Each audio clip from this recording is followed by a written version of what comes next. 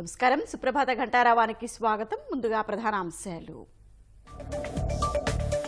విభజన సమస్యల కోసం 2 కమిటీల ఏర్పాటు, 3 అంచెల్లో పరిష్కరించాలని సీఎంల భేటీలో నిర్ణయం.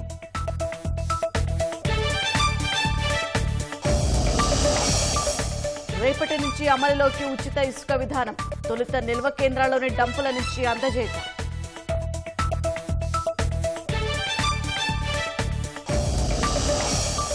కడప జైలు నుంచి ఎర్రచందనం స్మగ్లింగ్ కు ప్రణాళికలు, కోట్ల దుర్తి కేసులో వెలుగులోకి విస్తుపోయే వాస్తవాలు.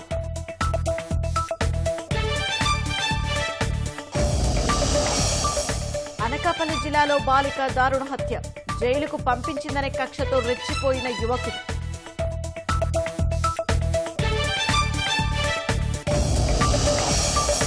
జమ్మూ కాశ్మీర్లో 4 ఉగ్రవాదులు హతం, అమరులైన 2 జవాన్లు, కొనసాగుతున్న కాల్పులు.